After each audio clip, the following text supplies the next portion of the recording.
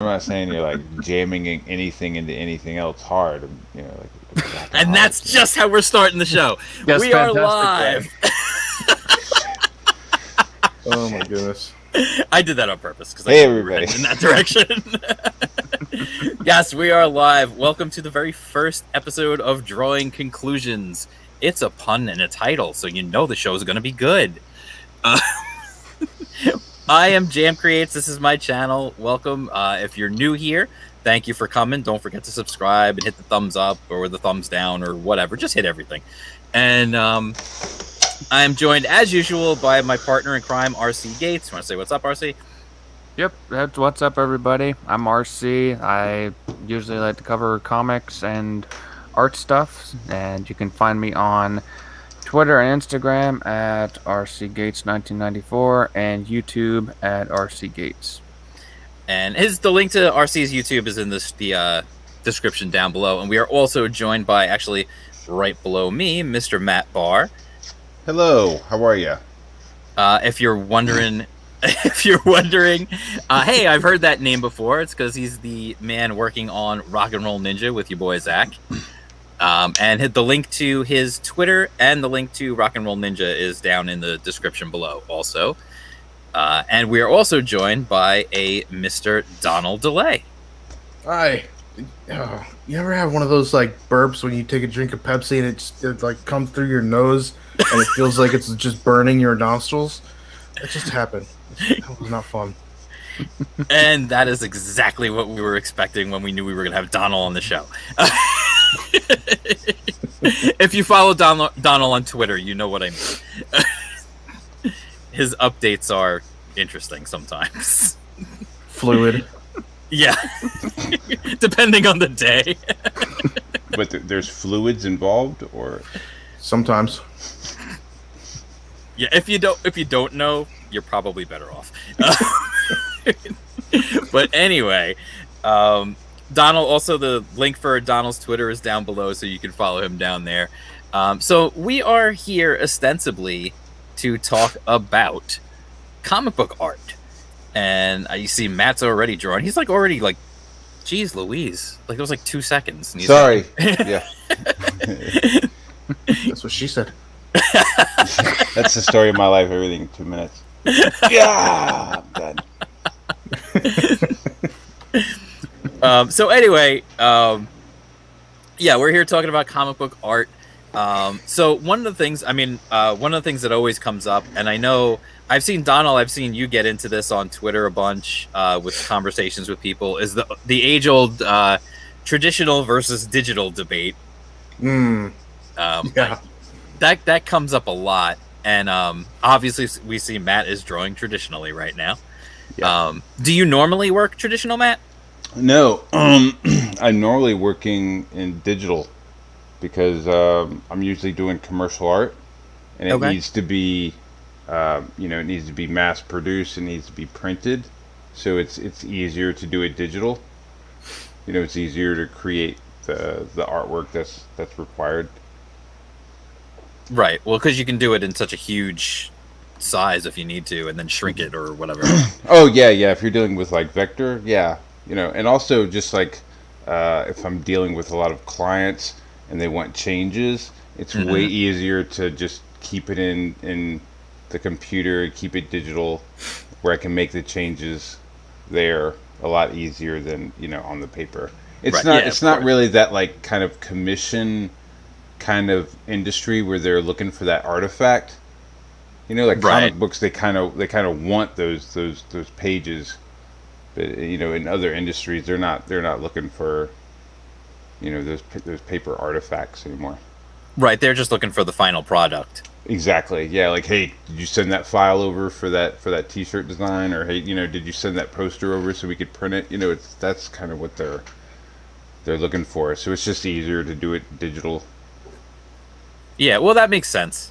I mean, that definitely makes sense, especially for shooting things back and forth. I worked in video for years. I worked for a couple of local TV networks, and everything's done through FTP. We have FTP sites, and we're just uploading your footage, and then they can download it and do whatever they're going to do with it and that sort of stuff. Yeah, but I think with comic books, I might start doing a little more traditional, like maybe do the pencils traditionally and then do the inks digitally, just so that there is that artifact. Because there's definitely a market for it, and people, want that. It's funny that you bring that up, because that's actually how I've been more comfortable with working with anything that I'm doing. I feel like I'm just more comfortable doing my initial sketch in pencil, and then like I can ink it digitally, and I feel like it just inks so much faster digitally. Just because like there's less of that fear of like, oh, I screwed up, now I gotta go like get the white out and like all that nonsense. Right. Yeah, there's something about it that takes the fear away and the preciousness of it. You're not trying to get that perfect line. You just do a quick stroke, and you don't have to worry about erasing. You don't have to worry about whiteout. Globs of ink. Yeah, I feel like for me, and listen, like I said before we even came on the air, like I said, like I'm a nobody, like nobody has to take advice from me. But for me, just for what I've done, I always, like I said, I feel like my initial stuff, I feel more comfortable doing it with actual pencil on paper. But then when it comes to inking, I'm way more comfortable just inking digitally. And I was working on a page for something that I'm doing, and ended up completely redrawing 3 panels that I had already done in pencil. Once I actually started inking it digitally, I ended up just completely scrapping 3 panels and doing them. And those I did just all digital. For whatever reason, I was able to do that. I don't know. I'm weird. I don't know. You have like a reverse hybrid method. Because yeah. I'll pencil digitally and I'll print it out and blue line to ink it if I'm doing like a commission. Okay. Yeah. Yeah, I've seen that process. Like work it all out and digitally, fix everything, get everything where you want it, and then print that out and ink it. That's not a bad idea. Yeah, it can make things faster, and once you get rid of all the excess lines, use a pretty clean board. That's it. It's interesting because one of the things, especially like within Comicsgate, everybody always asks about original art. When it comes to a lot of the Indiegogo campaigns, they want to have those original art tiers. And with so many artists who do work digitally, some of them have been doing that. Like they'll literally just do like, I'm going to do most of the pages digital because that's what I do, but I'm going to save like a handful, and I'll do those traditionally, or like you said, Donald, like do the pencils and then print it out and then ink it traditionally, just so they have something to sell on the Indiegogo page as original art. Yeah, that's what I do. And the fact that there's less original art to sell, because most of your pages are digital, it creates like a rarity. So it kind of drives up the prices. Yeah, well, because it makes every one of those just more special. Mm-hmm. Yeah, that definitely makes sense. Vickyverse says, "Is Matt ever not drawing?" If I'm not drawing, I'm holding a baby. Basically, that's my 2 modes at the moment. Hopefully yours. I hope so. Just random babies. I hope so. Stop drawing at the mall after lunch. That I've lost, I hope it's mine. Just go pick up a random baby in the street and hold it. Yeah, who put this baby in my mailbox? It's pretty baby. I'll keep this baby. You're just like, I'm drawing. All right, I need a break for a minute. Baby just appears. Okay. Just phases in out of nowhere. Yeah. So, what do you have? A little one at home, Matt? I do. I have a almost a 2-month-old. Oh wow! Whoa, that's really little. Yeah, and then I have an almost 2-year-old. So I have like a little toddler running around, and then I have a little baby. So you've had like 0 sleep for the past 2 years.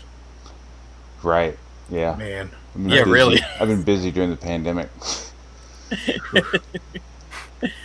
Bizarre.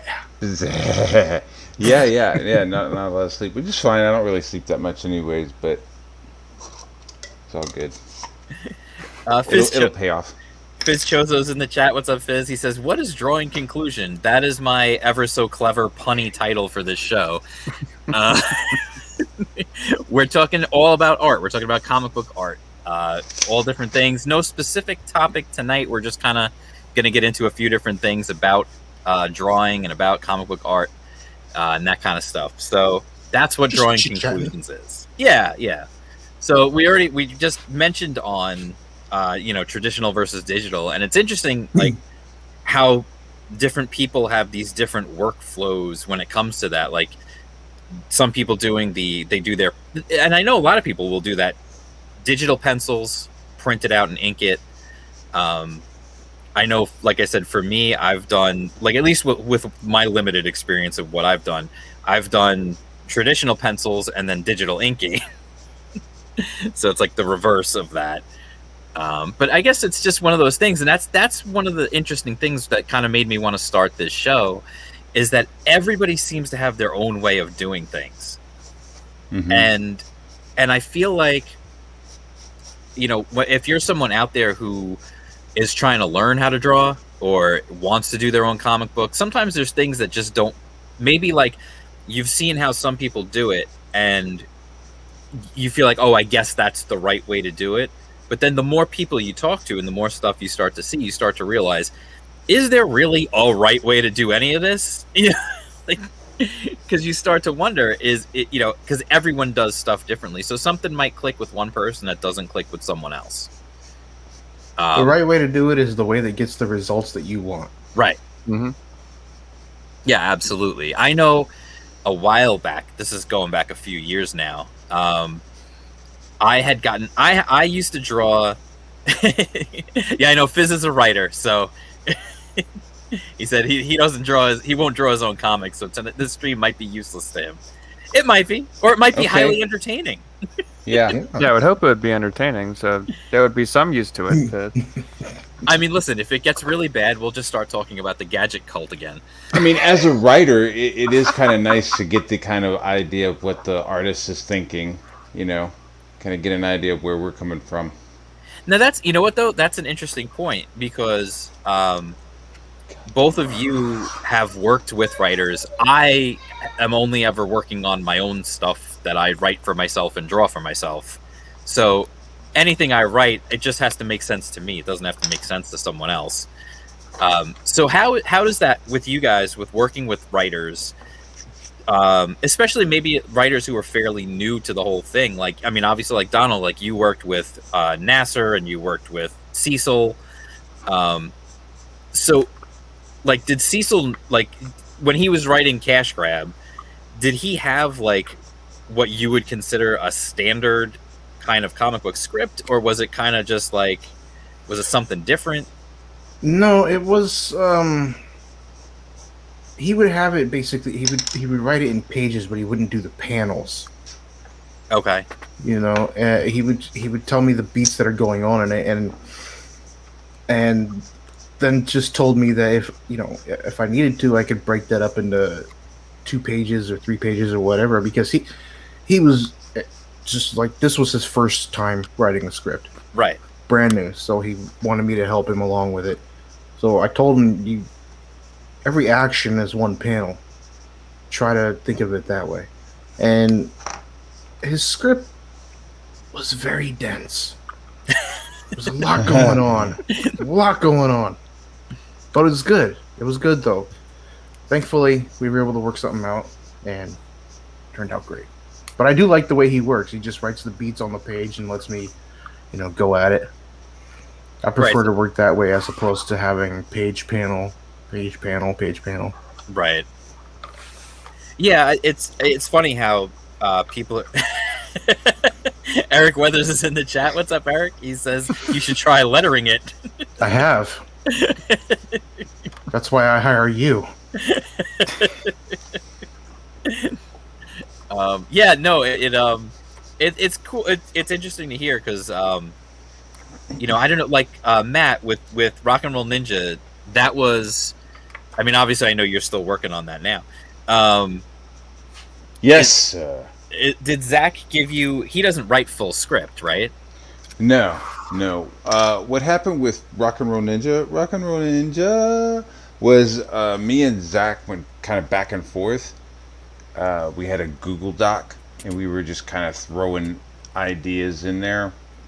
and then we got a hold of Chuck Dixon, and then Chuck Dixon looked over what we had wrote, and then he added his own flavor and then wrote a full script. So I'm working from full scripts, like he kind of breaks down like how many panels he wants, but he also says that he never like goes back and checks. Right? So I was like, oh, okay. So I haven't really like diverged from what he's written. Like if he calls out for 4 panels, I've done 4 panels. Right. But yeah, it's like full scripts with dialogue and everything. But it's kind of wild because it's like I know the story. You know what I mean? It's like we had already like talked and like created the story already. But what Chuck wrote, just kind of like pulled it all together in the script, and it was really awesome. Yeah, I feel like if I had been given a script from Chuck Dixon and he said this is what he wanted, I would just give him what he wanted. Well, it's kind of cool because you're like, hey man, I really want to draw this, and I want to draw this, and I want to draw this, and he's like, okay. And he just like describes exactly what you had asked for, and you're just like, oh yeah, I asked for that. Oh, that's fucking cool. I get to draw that. Man. Yeah, I asked for that. Sounds like heaven. It is. It is. It gets to heaven. It's heaven until you're trudging. Until it's like you're sitting there making those lines. Then you're like, okay, this is real. Right. But then because you said he doesn't go back and check, you'd be like, yeah, Chuck, you wrote 17 splash pages. Well, luckily, I was like, damn, man, does he write any splash pages? That's what I was thinking. I was like, God, there's just like one splash page. That's it? There's no, like, double-page spreads? There's nothing, like, it's just like, next page, 7 panels. Jeez, bro.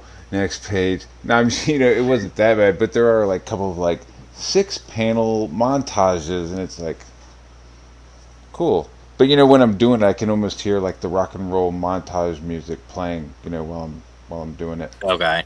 Man, if there's more than 5 panels on a page and somebody gives me a script, I start cussing at them in my head. You know what? If it was anybody other than Chuck Dixon, you know what I mean? I think if some noob brought in a Right. script and was like, all right, I want you to do like a 7-panel layout. And I want it to be smaller. I'd be like, yo, dude, pump the brakes. We're going to start off with 16-panel grid. No, we're not. No, we're not. I don't think so. I know. Then you're going to pull out this weird watercolor, where it's going to flow between the borders. No, we're not. No, we're not. Have fun drawing that yourself. Yeah. Listen, with the amount of, like, 9-panel and 16-panel pages I've seen where it's literally just the exact same image on every panel. Like, yeah, that's it could work. Like I've seen like We 3 from Frank Quietly with the animals that have like robot suits on. Mm-hmm. I mean, there's double-page spreads in that have like 20 panels, but it all works. That book is insane. All works. Yeah, if you haven't seen it, you should look it up. It's a pretty awesome book. He does some brilliant stuff in that book. All this stuff is brilliant. I feel like like I've seen like a lot lately. You see a lot of just the talking head, and it's the same exact art, just copy and pasted over and over again. Yeah, no, thank you. Like that's Their mouth is in a different position. There's an eyebrow crooked. Yeah, the only time I think there was one time I saw that where at least for me as a reader it worked, and it was like in an issue of Invincible where they did that one time, and it was just for a joke, and that time it worked. I know the page you're talking about when he goes and he meets the artist of Science Dog. Yes. That was a great page. Yeah, like that it actually worked, but like you see it just too much where it's just word balloon after word balloon of somebody. Like there was that, I don't remember what it was, but there was that one not long ago where it was somebody talking on the phone, and all it was just it was like 3 different panels, and they just like copy and pasted them over and over again of this person talking on the phone, and I was like, what the hell is that? Like that's like, I can't even imagine. That's what you call a deadline page. Yeah, right. You know what's funny? The funny thing about that is, and I know, like Donald, I know you read manga. I do too. And one of the things that you see a lot in manga a lot, because they run on such a crazy ass schedule. A lot of them do, not all of them, but a lot of them run on that like weekly schedule of putting out new chapters. You get a lot of panels where there's no background, or you'll get a panel that is literally just, I've seen panels like in My Hero Academia and stuff where it's literally just like a word balloon in a panel, and that's it. You'll see. Some of the books that I've seen, that like really just crazy. You can tell that they were really strapped for time, because it'll be an eyeball and a little squiggle that indicates the side of the face, and then 90% of that panel will be a word balloon. Right. A big ass word balloon, and then it's just got this one strip of dialogue in it. It's like a massive panel taken up by this giant word balloon, and it says no. Right. That was the last page that guy drew that week. Right. Yes, that was the one where someone was literally standing at his door like, we need it now. These pages. All right. Hold on. But yeah, no, you see that, like, you do see that in manga, though, where there's a lot of, like, it's fairly noticeable, the shortcuts, just because of the time crunch. And that's one of the things that it's weird, because it's one of the things that I think makes manga, but at the same time, when you're talking about, like, the crowdfunded books and that kind of stuff, if someone pulls one of those, like, time-saving techniques, it just kind of feels cheap. Yeah. Like, if you're spending like $20 on a book, you don't want it to have like 6 repeated panels, and you don't want to have a giant panel taken up 90% by a word balloon. Right. You want some art. You want a story. You want some art in that story. Yeah, if you don't have like a crazy deadline, then you shouldn't be cutting those kind of corners. Yeah. Right.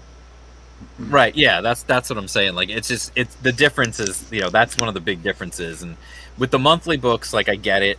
Like, even in the old days, I went back just recently and I was reading all of the early 80s G.I. Joe books, and I read like, I don't know, like issue 1 to issue like 45 or something like that. I forget what I'm up to now, but you see a lot of that in those, where you'll get the one panel where it's just a big empty sky and like and there's a little bit of detail on the bottom, and like that's all you're getting. I'm gonna do a nice panoramic shot of the tip of a mountain, right, and a couple of clouds, and the colorist can take care of the rest. Well, that's the funny thing too with those, like, especially with those old G.I. Joe books, was those were the old 4-color comic days, and so you would randomly have a yellow sky or a pink sky for no real reason other than it was the only color they had left to use. Yeah. And this is mostly blue. I need something to contrast it. Pink sky. Right. Yeah. And yet, but the funny thing was, while I'm reading it and I'm noticing that it still worked. Like, I don't know, yeah. like, it's weird how it still ended up working. The best use of it, and also the craziest use of all that, is in Barry Windor Smith's Weapon X. Oh man, yeah, those backgrounds are crazy colored, right? Those insane colors, and it's like the Brady Bunch. Like every single color that could be used, but it works. Yeah. Well, it's funny because when they started doing all the computer colors and stuff, when that whole thing started. In the early days of that stuff, they kind of just went overboard. They were like, "Oh my god, we can do transparencies!" And like, everything was shiny. I remember Yes. that era of Jim Lee where he was just like, "All right, if you're gonna color everything shiny, I'm just gonna make everything shiny." Right. Like their shoulder looked like it was made out of plastic. Yeah. Same with Rob Liefeld. Like, you look at their shiny. Like the spandex, costumes all looked like they were like some sort of liquid metal. Yeah. Like, That pleather just poured over them. Right.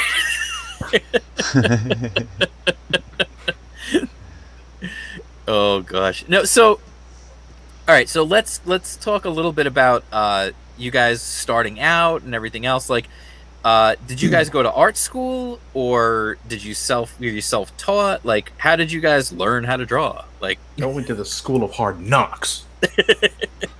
Yeah, in the suburbs of Seminole. No, I learned by the same way most artists in comics do, just tracing other artists and looking at anatomy books. And now, once the internet came out, oh man, that was so great. It was so great looking up reference, quote unquote. right. It's reference, Mom. I gotta learn how to draw women. That's the only reason I'm looking at this. Yeah. But you don't even have a pencil. No, Mom, you don't get it. All right? It's an art Trust thing. me, I have a pencil.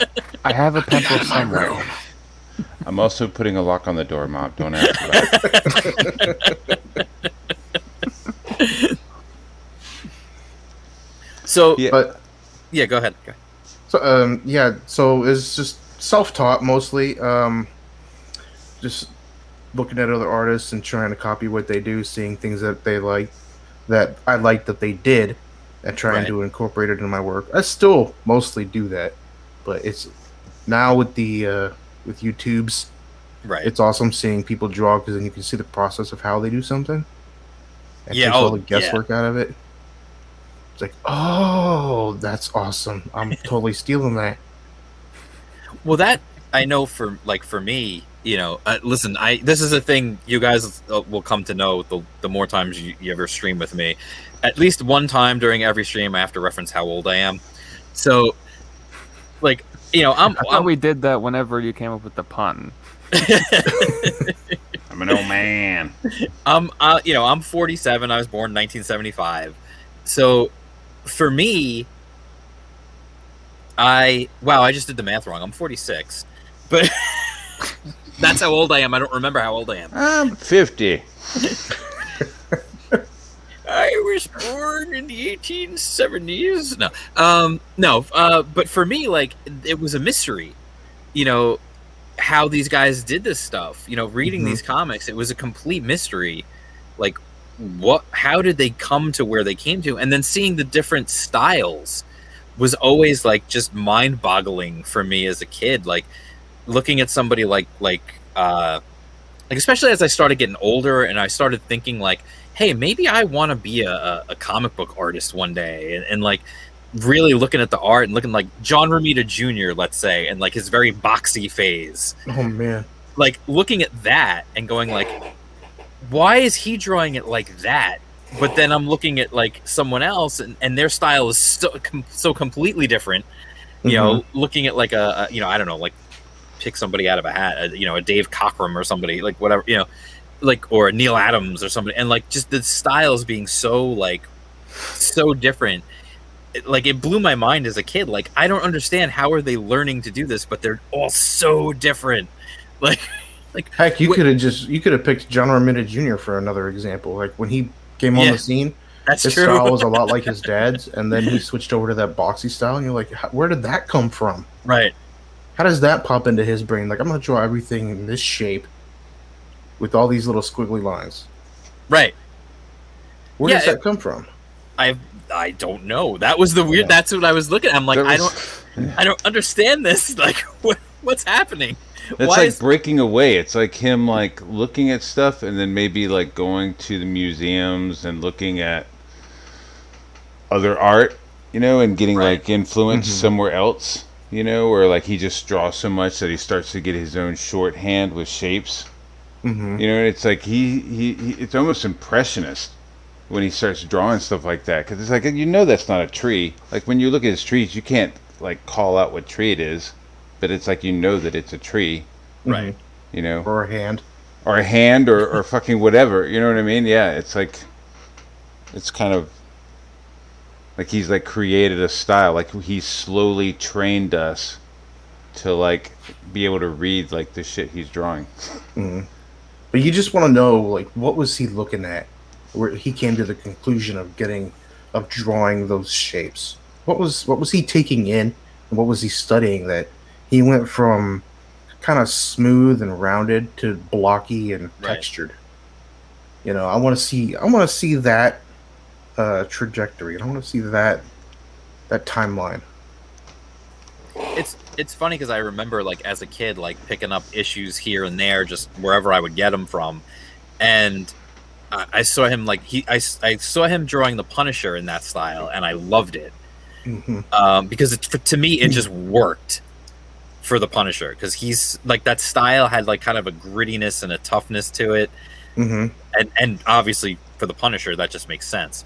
But then I remember picking up an issue of, I don't even remember what it was, and seeing him draw Mary Jane in that same way, and just being like, "What? No, yeah, no." Yeah. She's supposed to be pretty, not look like China in 2004. Mary Jane made of Legos. Yeah. It was definitely weird. It was definitely jarring for sure. So what about you, Matt? Did you go to art school? Were you self-taught? Yeah, I had, I started off with a mom who is a really, really good illustrator. So there was art stuff, art supplies, paper already sitting around. And then I started going to New York, and I joined the Art Student League. So I was doing like live drawings and stuff like that, like location drawings. And that was like my uncle was like hooking me up with all that. And then while I was in high school, I did the correspondence art school thing where, you send away, Is it the turtle or the parrot? Yeah, the turtle or the pirate. Right? So being the good little Eagle Scout, I like sent in both. I was really concerned that I was gonna get like accepted. I was like, shit, I better draw both just to make sure they know. I mean, I didn't realize that like they'll fucking take anybody. Right. You know what I mean? But like take me. They didn't? No. What the fuck? In my defense, I was like 12. Oh, yeah. I was like 16 or something, and there wasn't an internet, so it was just like, but I learned a lot of stuff in that, and then I was going to New York City during the summertime, and then once I graduated high school, I went to SVA in Manhattan, and I went for comic book illustration. Oh wow! And I had some of my instructors. I had Gene Colan. I had Klaus Janson. I had Joe Orlando. Yeah, man. I had a bunch of people, that I like. Shelley Roberg, one of the Vertigo people. She brought in like Joe Casey and like. I mean, it was like a really cool school.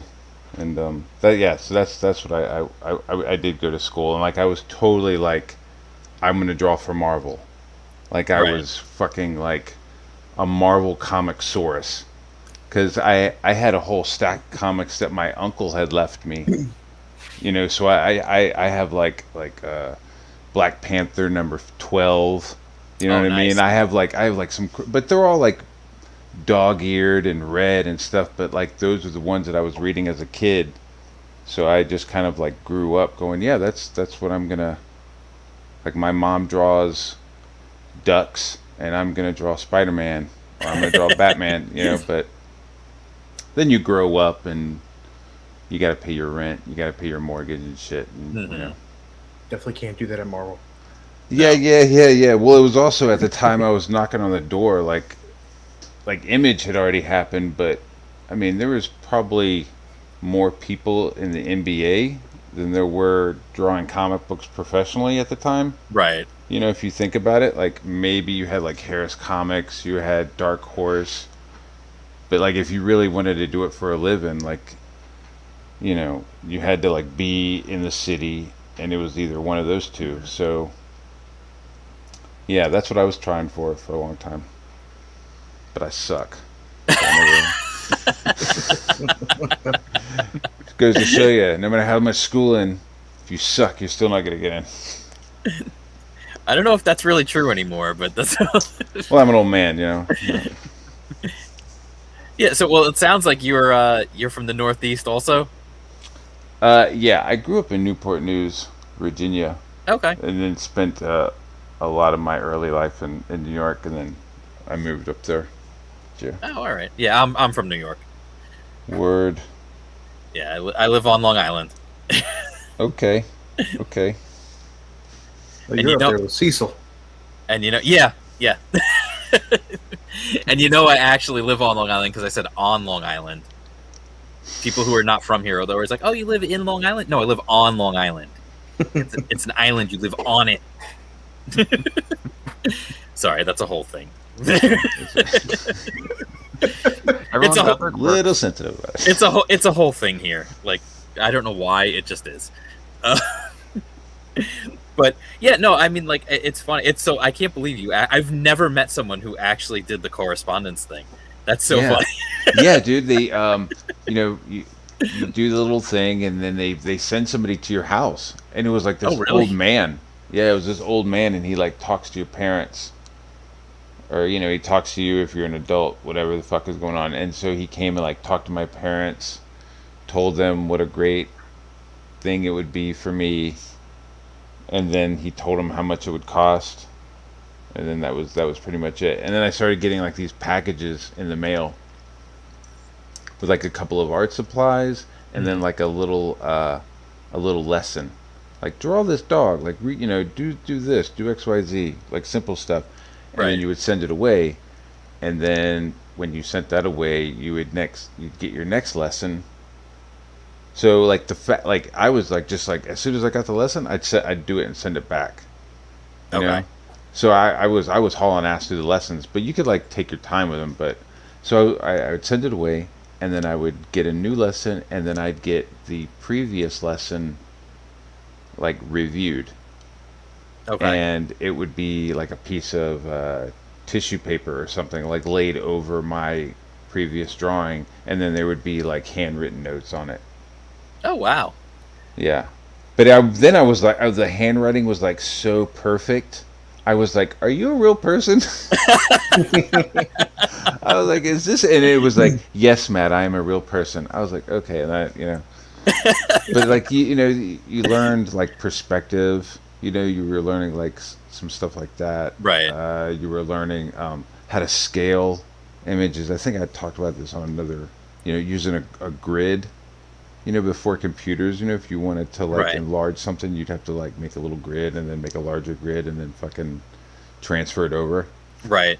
So it was like stuff like that in the classes that they would send you, little packets of acrylic paint, to paint a cabin on some snow, stuff like that. That's so funny. I'm just fascinated because I've never met anyone who actually and like I've Yeah, seen, dude, I was down for it. I was legit. I was like Like- totally like, this is what I'm doing. and I mean, for God's sake, we've all seen those ads. Like I remember, for years seeing those ads in every comic book. I did that thing in that little section where they have you draw whatever you want. I just traced the cover of, I guess it was Spider-Man that had Captain America on it. The Todd Okay. McFarlane drew. Yeah, I remember at one point when I was young, I had like a whole like bunch of tracing paper, and I would just it was like a pad of tracing paper, and I would just take like random issues of comics that I had, like, and I would find like cool like poses of characters. Like I remember I'd take like a random issue of Daredevil, let's say, and there's like this really cool pose of Daredevil, and I would like lay the tracing paper on top, and with the pencil I'd be like tracing the whole thing out, and they're like, wow, that looks amazing. And then I would try to draw it myself, and it would look nothing like that. Yeah. Dude, I was taking these like personal like tutor classes that my uncle had set up with this guy named Ken Landgraf. Mhm. And he was like the king of swiping. The fucking king of swiping. But he would go through a comic book with a piece of paper, and instead of like tracing the person, he would like break the figure down. Oh, okay. You know what I mean? So like he would just like break the figure down and like figure out like the, how to draw the Marvel way. Right. He would like break it down into footballs and circles, and then he would just like write on it like, okay, that's jumping, and then put it in a folder. And so he would have like these like folders. Oh wow. Like flying, and it would just be like, it would just be like shapes like this, so you wouldn't even know where he got it from, but it was just these like perfectly done, kind of stuff. Like he had it like just filled, the whole page would be filled with them. That's amazing. Yeah. So he was just basically stockpiling the poses. Yeah. Like, I need a side view, and he would like go through like side view male, and he had like a big folder, and he would like go through and like find like different sizes, and he would like use his light box to like figure out like which one fit, and then he would like, okay, that's it, and then just kind of, all right, there it is, there's the panel. Wow, that's incredible. And then, and then that would be it. And he was like, yeah, man, I'm just whipping these out. But I heard from other people that was like a little poo-poo. Right.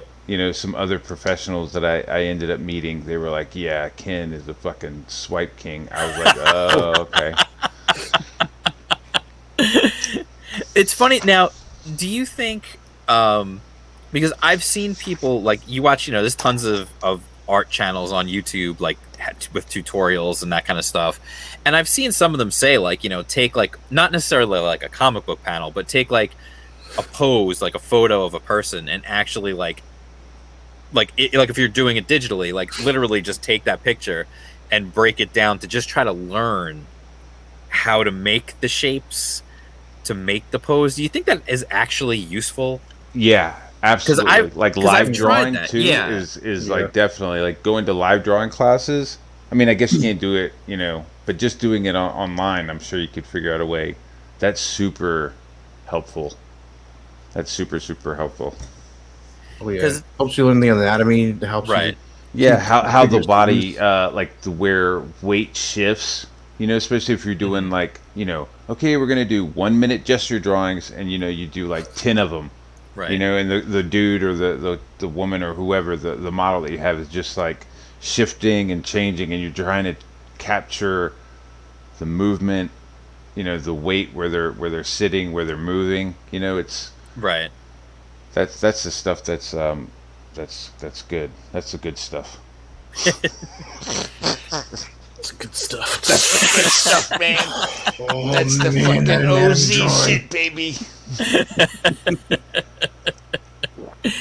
Now it's funny because one of the things that like I said, for years, like I was a big I would buy all the like how to draw books and all that kind of stuff, and obviously it's pre-internet, so there was some that were just like how to draw cartoon characters and that kind of stuff, and then like of course like the Bible came out at some point, which is of course this one right here.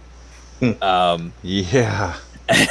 And that the funny thing about that is when they get into like constructing the figure, there's that page where they show like the different ways to do it, and I'm trying to see if I can find it real quick, because there's something in here that I literally have never seen someone do until just recently.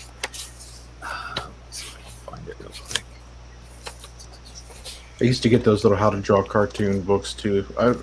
Whenever somebody says that they want to learn to draw, I tell them to start there, because it basically breaks down form and shape for you. Yes, it really does. Like, that's the funny thing. Like, you don't think of it as being necessarily like, it's like how to draw Scooby-Doo or whoever it might be, and you're not really thinking like, oh, well, this is going to help me. But it honestly does. Yeah, it helps you get the weight and the forms down. And that's very important when you're drawing people. If you're going to go eventually drawing a person, you're going to need to know how to construct that head. Yeah, now here's the thing. You know what? All right, hold on. We're going to go high tech, and I'm going to switch my camera. Ready to?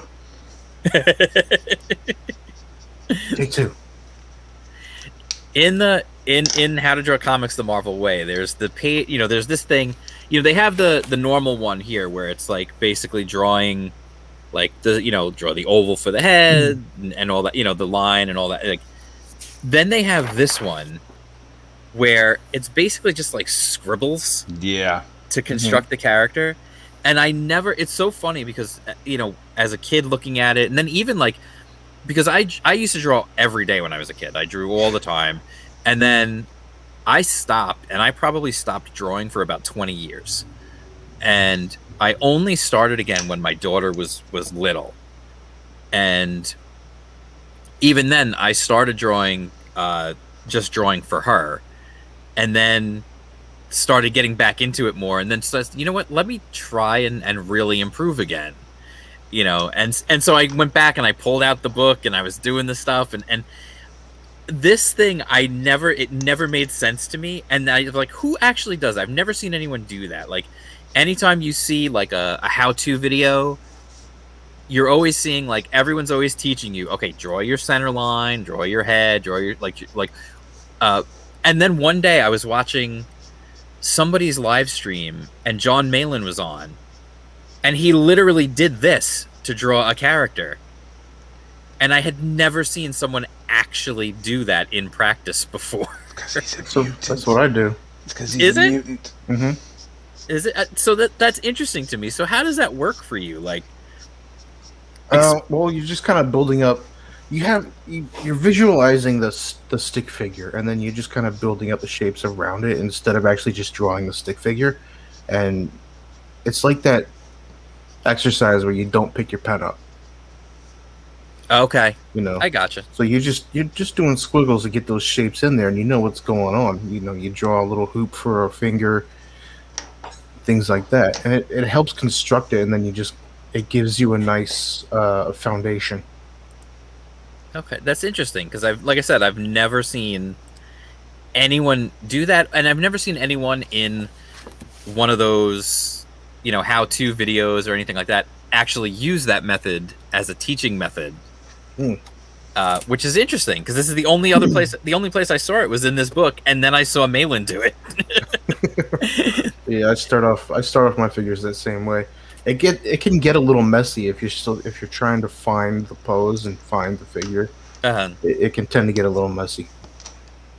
Yeah, it was so interesting to me because my mind was blown. I was like, oh my god, he's doing that thing.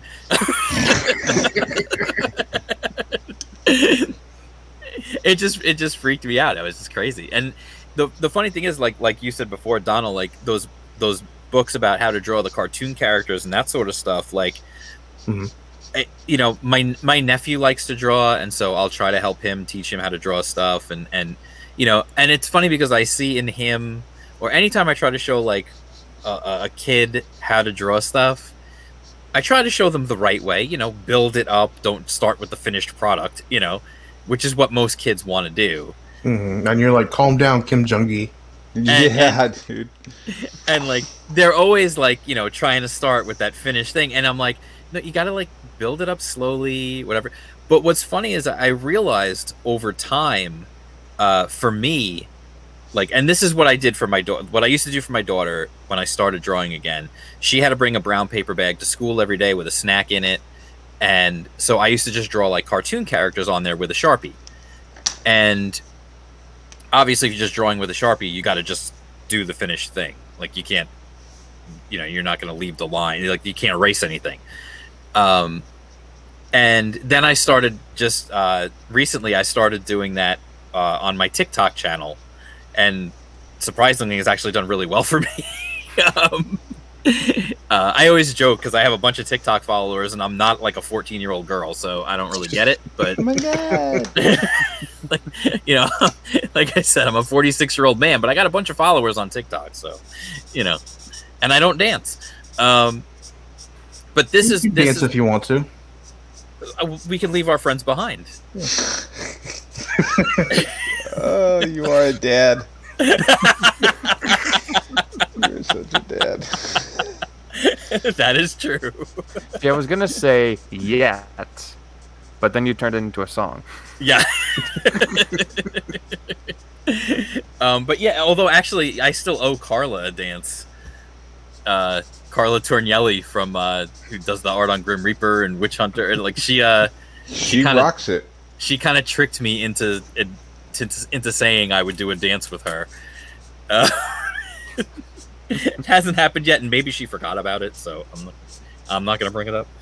I hope somebody reminds her. Yeah. Yeah. Somebody go ahead and send a message to her right now. But he says he's training. Yeah. Yeah, ask my daughter how my dance moves are. No, Daddy, no. Listen, it's not worth it. We went to Daddy, stop. We went to all the daddy-daughter dances. Yeah. But what I was trying to say was, what I started doing on TikTok was drawing like cartoon characters and video game characters and stuff, and that's what all this stuff is. And the funny thing is, one of the things with that is, when I do those, I just go straight Sharpie onto the bag, and I just basically just pull up my iPad. I'll pull up a photo of whatever character I'm going to draw, and it makes me, because I'm going right with the Sharpie, I have to be very, like, before I do it, I have to look at the character, and in my head, I have to break down the shapes. Yeah. To make the character, because you can't. There's no erasing. I can't just draw a circle for the head and then erase the parts I don't need later. So it definitely made me even more conscious of the shapes, of what every line is and the shapes and that kind of thing. So it's a weird little thing that, like, I tell people sometimes, and it's funny because I've seen people say that, like, one of the things learning to draw you should do is maybe just draw with a pen, so you're not erasing the lines.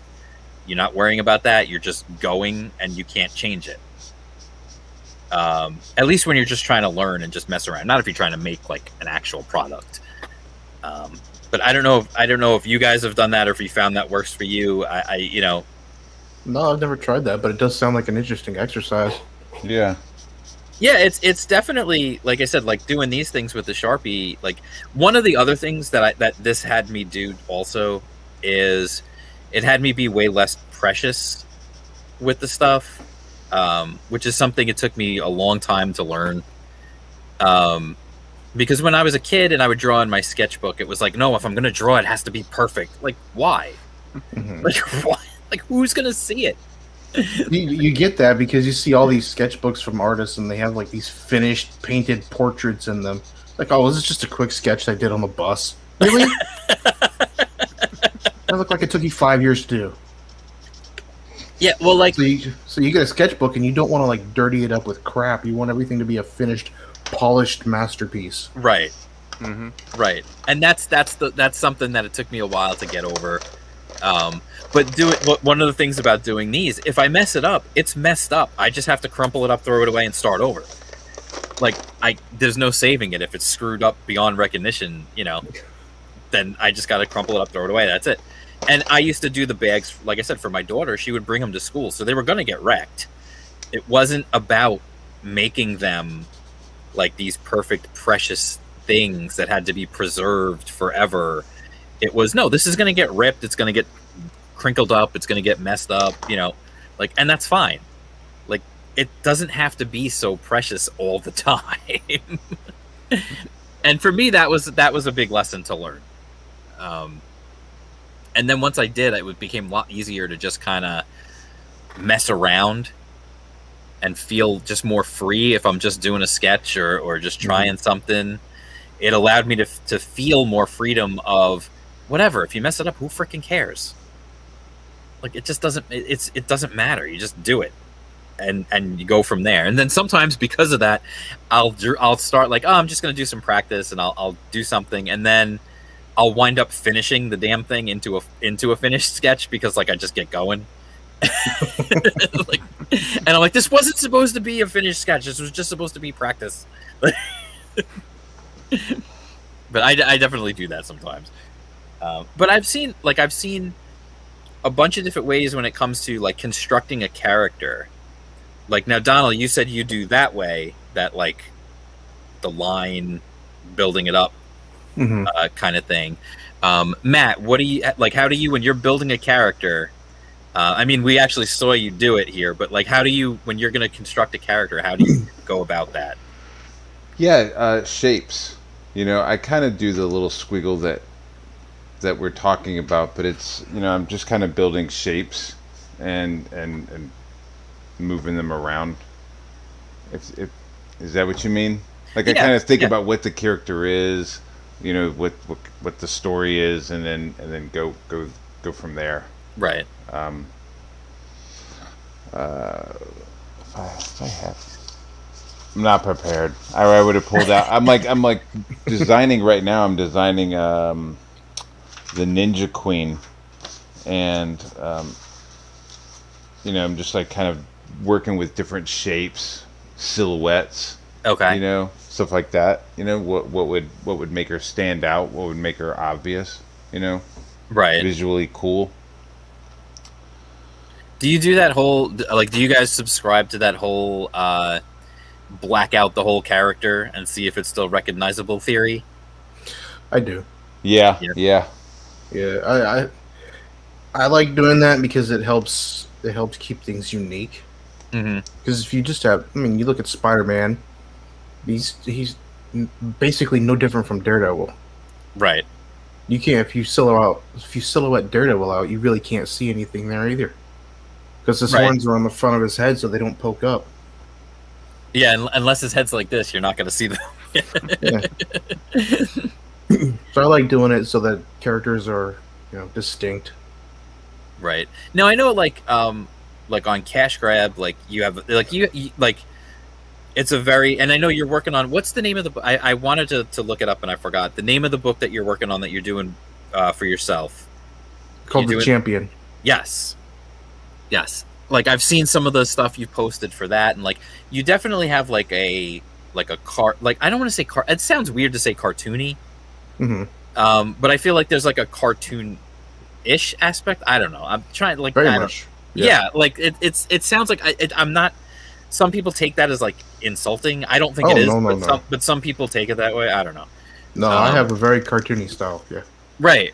And so with that, like you said, Spider-Man, Daredevil, they look the same. But when you're doing a more cartoony style, having that super unique, like, it helps because I can exaggerate proportions in a way. Right.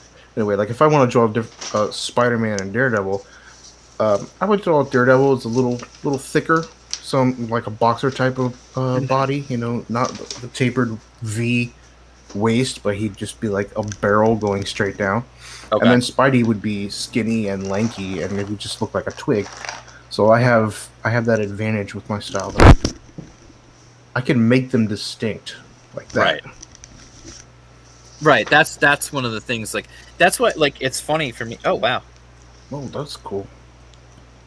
Yeah, these were not approved, but I was trying to do like a Susie and the Banshee kind of a look to her. Bringing you up solo so we can get a better look at it. That's cool. Yeah, now kind of working out like shapes. Oh, look at that. That's cool. Just fucking around. Like I know this is like her arms all fucking wonky, but I'm just kind of like trying to like think of like what would be cool. This kind of the design. Is Addams the point, Family, Susie and the Banshees, kind of fashion couture. You know what I mean? I'm really. This didn't get approved? No. What? That is a dope character for a 70s, 80s punk rock ninja comic. Oh, you mean like Rock and Roll Ninja? Rock and Roll Ninja.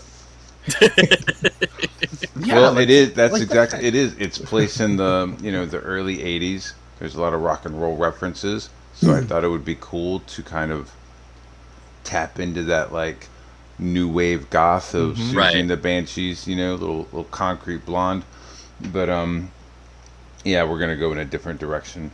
So it's all good. It's okay. That's cool though. I really like that design. I kind of fucked up, but I kind of wanted like this like really cool like symmetric thing. Like she she gets her shit made in in Milan. Right. Mhm.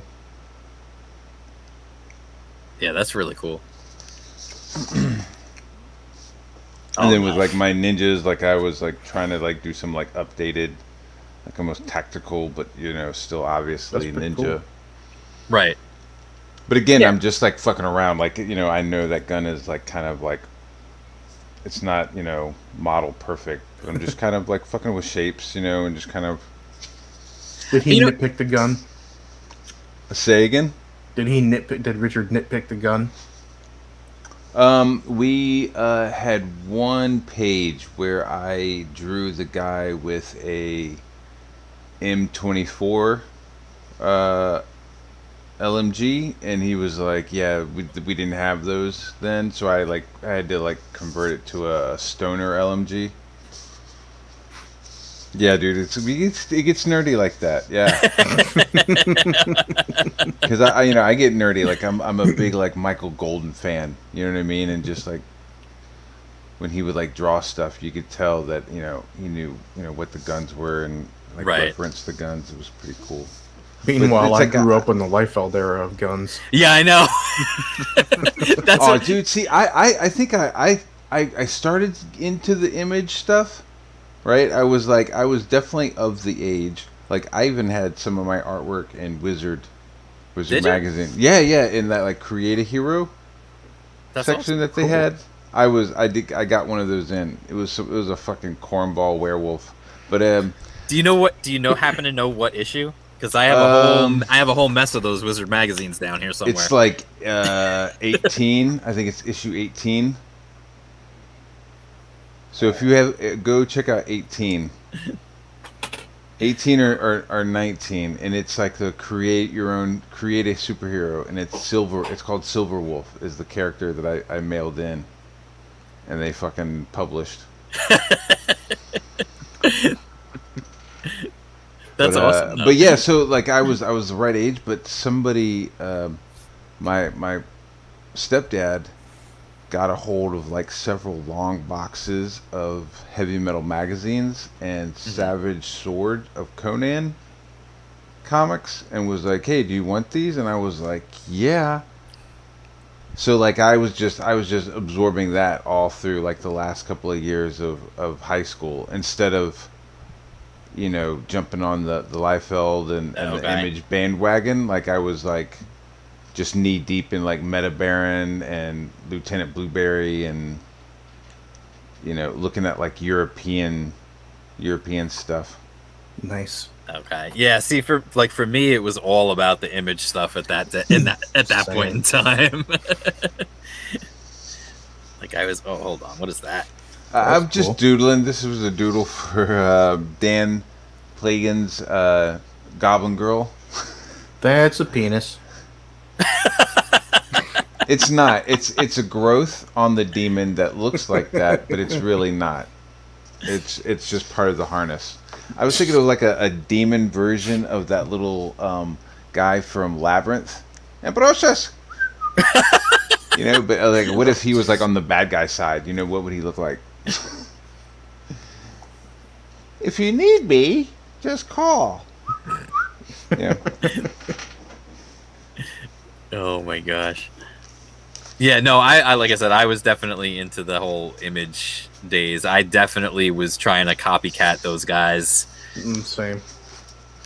Yeah, that's when I started reading comics, was when Image was being formed. I was just getting into the Marvel books and like all over Todd's junk. Uh-huh. And then he went over to Image, and I was like, "You mother! I just found Spider-Man." Oh, here's this Rob Liefeld guy. You son of a! They're all leaving. Yeah, I followed them. I know. I did the same thing. I bought every freaking Image book that came out in that first wave. Like, I bought them all. Oh yeah. I was buying them all until they had so many that I couldn't afford to buy them all. Uh-huh. Well, what happened, like, at some point for me, like, there was so many of them, but then also, like, so many of them seemed like the same thing that I was kind of like, well, this is like the exact like I this is Blood Strike. This is like, and then it's like another one that's like, you know, instead of Blood Strike, it was like Strike Blood. You know, it was like dude, or it would take forever. Like the one Yeah. comics that I was like into, I was just like, what the fuck, like Battle Chasers. I was totally down with Battle Chasers, but it was like, oh yeah, I'm gonna wait like 5-6 months. Well, I love Joe Mad's art. Oh, dude, I know. I feel like those guys were like way better when they had like an editor and they had a deadline. You know, once they go superstar and they start like kind of doing their own thing, then their deadlines kind of get wonky. You see less feet. Like I really like Liefeld when he was doing Hawk and Dove. Like his Hawk and Dove stuff is fucking dope. You know, or like Jim Lee when he was doing Punisher. War Journal, like that shit was dope. But then it was like he started to like, you can't tell me what to do, and his stuff just got like weirder looking. Jim Lee was like my Jim Lee was like my, especially during those days. Like Jim Lee was like my on high, no one could touch. Like that was my absolute dream would be to draw like Jim Lee. That was how I was back then. It was I literally had a copy of what is it, like the Diamond book, the catalog that they used to put in like the stores sometimes. You know, you'd have like previews. Back then, yeah, previews when it was on like newsprint. And they had one cover was like a Jim Lee X-Men cover, and I just remember staring at that cover for just hours and trying so hard to duplicate what Jim did. Like, how does he draw this tricep? Okay, he does this, and then and like, it was the stupidest thing in the world to try to like copy him, but everyone does it. Like everyone picks someone and then tries to copy them. I did the same thing with Liefeld too. Like I tried to copy his stuff, and like all of a sudden, every face I drew had like the super angle down the line around the mouth, and like really defining that jaw and Yes. 800 teeth. Even to the point where I literally, I wish I could find it. I had like this, you know, on an old sketchbook somewhere. I drew this original character, who was it was Cable. All right, it was Cable, but He's original. But it was Cable, but he had like a flat top, and like he had the giant shoulder pads. So it was Bridge. Yeah, exactly. That's exactly what it was. Yeah, they just colored him differently, right? That's It's like, exactly he was color him And black. he was black. That's exactly what it was. It was GW Bridge. Yep. I drew him with like the big shoulder pads, the pouches, the straps, the weird ass gun that like has the barrel that's oblong and all that, like, you know, at an angle and everything that no gun in the world would look like. And then you put a skull on his face and called him no, I Church. didn't do that. No, I named him Spire. That was his name.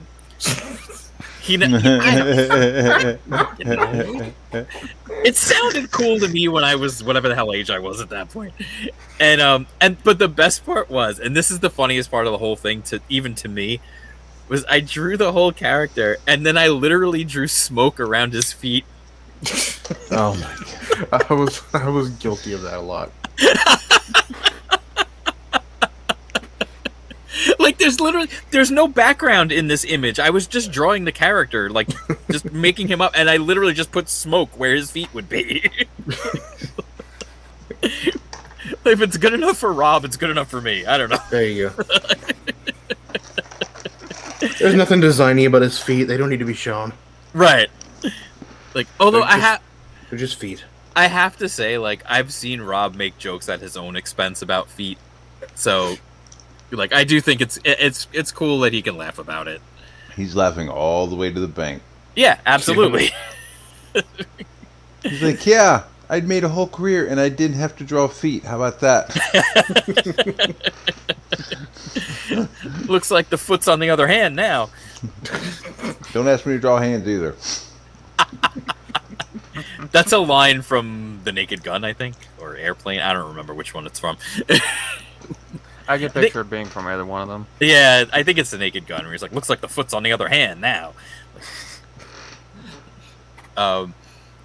But yeah, no, I used to do that. I think everybody does that. They find artists they like, they try to ape them.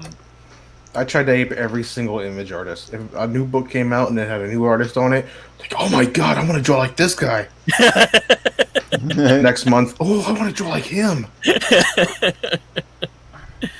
Well, I remember it was a big deal to me when Jim Lee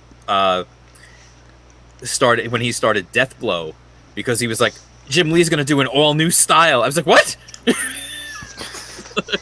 Yeah, Jim Lee just read Sin City. Now he wants to do some of his own shit. Right. The funny thing about that is I didn't read Sin City at that time. I came into that a lot later. But when I saw that style, I was like, oh my gosh, I want to draw like this. And then I saw how much work went into it. I said, nope. Yeah. Trace's old style. Yeah, no, it's funny though. Like I think that's something that everybody goes through, and then like I said, once I got older and got back into drawing, like then I just didn't care. Like I wasn't trying to draw like anybody. Like I just draw what I draw now, and if you like it, cool. If not, whatever. Like I mean, hopefully people will like it, because at some point I would like to do my own book, but we'll see what happens. But I definitely have more of a manga influence now. If they don't like it, just call them Nazis. Yeah, well, that's what you do, right? That's how that works. Pedos. Mm-hmm. That's what they teach in art school now. Like, okay, and then the next thing we're going to go into is criticism. Criticism is wrong whenever it is presented, and if someone says something negative about you, they are a Nazi. Okay, moving on. Now, Man, but those were the best. Like, criticisms in art school were the best, because people would get all up in their feelings. yeah, Like somebody would be like, what? They'd like clutch their pearls and shit, and then when it was their turn, they would just like fucking destroy the person that they thought would, was giving them a bad review. And it would just get so petty. You would just sit there and just like, God, I wish I had some popcorn. This is amazing. It's like, yeah, well, I don't. Your hands don't look right, and this and that. And it was just like, yes. Yeah, I mean, I have like a style. I think that's. I mean, I'll even call it out. Like, it's got some Jack Davis. It's got some Will Eisner. It's got some of that Dan Panosian. It's got some Greg Capullo. It's on the cartoony side. yeah. You're Wally Wood. Like some of the older stuff. I feel like when I first saw like Rock and Roll Ninja, like, and I don't know how great it looks on the screen, but I'm trying to share the campaign here a little bit. Like when I first saw it, it looked like my initial reaction was, especially when it said when it says in the campaign it's gonna be black and white. My initial idea was, yes, this looks like it should be in black and white. Like it just fit like my idea of what like an indie comic is supposed to look like, if that makes any sense. Like I mean, we're gonna do some zip to it. Like, we're just doing like Okay. 1 or 2 tones of zipatone just to kind of break it up a little. But yeah, we kind of want it to look a little raw, a little like a little fanzine. Like you picked it out of the gutter on St. Mark's Place. Well, I definitely like it has that, like, for me, like I know for me when I used to go into the comic shop, like I would always buy all my stuff that I always bought. I would buy all my whatever Marvel books I was reading. Like I would buy all the X books. I'd buy Spider-Man. I'd buy like whatever. I'd buy my Image titles. I'd buy all that. Like, I used to come out with stacks like this all the time, and I spent all my money on comics. And like I would always buy just random indie books that I would see in the comic shop. Just because something looked cool. Yeah. Yep. And I would read these books, and sometimes I could never find another issue because like the shop would just never get them again, or even especially if I was buying them from like when I was real young, I would get my comics from like the candy store in my neighborhood. So like you never knew what the hell he was gonna have. You know, it's just a random selection of whatever he had on that particular day. And this reminds me of like one of those things I would have found and I would have bought, and I would have been like, this is so cool. Like, I have no idea who's publishing this or where this came from or any like. That shot right there that's on the screen. Yep. That when I first saw that, it brought to mind images of Will Eisner's New York. Thank you. Yeah, well, there's so I wish I could make it bigger. There's so much going on. Yeah, there's a lot going on in there. Like you could just look around at everything and probably read the book like 3 or 4 times and pick out something new every time you read it. That's what it seems like it's going to be to me. That's what I try to do. You know, it's like, you know, as a co-creator, I wanted to do more than just follow Chuck's script. You know, even though I had helped with the story, I wanted to do a lot more. So, like, you know, this is just like, hey, they're playing, you know, at a venue. You know, you pick the venue. So I was like, okay, so I like picked CBGBs and I like researched CBGBs and then I like made sure like, yeah, there's like a reason to read it again or just like let your eye kind of move around. So there's like some like Jeff Darrow kind of like stuff going on, you know, if you want, you could just kind of like look around and see shit that I've like been sticking in there. The effort you're putting into it is very noticeable. Yeah. Thank you. Yeah, well, like I look at a picture like this, and it's just all I think is like this had to take freaking forever. Like, just because it was like a couple days. It was a couple days for that page. I'm like averaging like a couple pages a week, maybe three pages a week on a good week. Because I got like, babies, bro. Yeah. Yeah, well, like, you know, you look at it like this, the whole crowd is like, these are the kind of shots that you just kind of stare at. Like you just sit there and you stare at it and you look at like everybody in the crowd, you look at the backgrounds, you look at all the stuff going on, like just the little details, like the cans on the floor and like the, you know, just everything, like that back wall just covered in stuff, like, you know, like it's like it's like that CBGB picture at the bottom of the campaign page. Yeah. You know, it's just for people who maybe missed it. Photos all over the wall. Yeah. Stickers. Yeah, here. That's a toilet. Yep. That's a toilet at CBGB's. When you go downstairs, it's fucking nasty. That's the cool thing. It was like a lot of these places I've been to, and I think that was what really helped me get the gig, and what got Mayor wanting to work with me was because I knew New York City like that. I was like, yeah, I've been there.